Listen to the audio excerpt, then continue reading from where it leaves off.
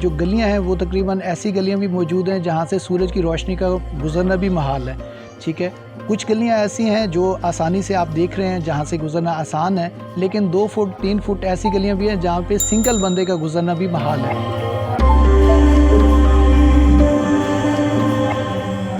मेरा नाम सादुल्ला सिब्तैन पराचा है।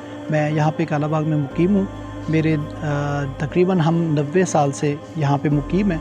यहाँ पे हिंदू कारोबार करते थे। हिंदू कारोबारी हवाले से बड़े स्ट्रॉन्ग थे, बड़े मजबूत थे।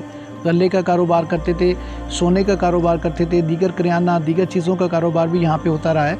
तो यहाँ पे एक चोरी का पर्सपेक्टिव भी था, ठीक है। तो यहाँ पे लुटेरे आते थे जो यहाँ पे लूट मार करते थे। तो 2 सदियाँ कबल, तकरीबन 2 या ढाई सदियाँ कबल, यहाँ पे एक हिंदू राजा था सलागर नाम से। तो उन्होंने इनके तहफ़्फ़ुज़ के लिए फिर एक इक़दाम उठाया कि उन्होंने क्या किया कि इन गलियों को तंग करा दिया और साथ में छतवा भी दिया, क्योंकि वो जो लुटेरे आते थे वो घोड़ों पे सवार होते थे। तो गलियाँ छतवाने का मकसद यही था कि उनकी हाइट वो यहाँ से आसानी से गुज़र नहीं सकेंगे। और फिर हर गली के स्टार्ट में अगर आप देख लें कालाबाग में, तो एक लकड़ी के गेट लगे हुए हैं।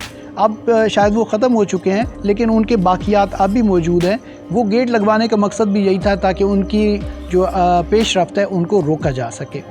जनाजा यहाँ पे हो या कोई खुशी गमी हो तो वहाँ पे हमारे लिए चारपाई गुजारना भी बड़ा मुश्किल हो जाता है।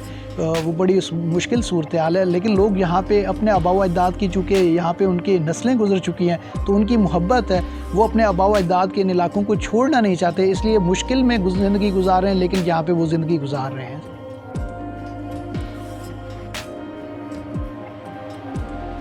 कमोबेश इसकी आबादी 8000 के लगभग है।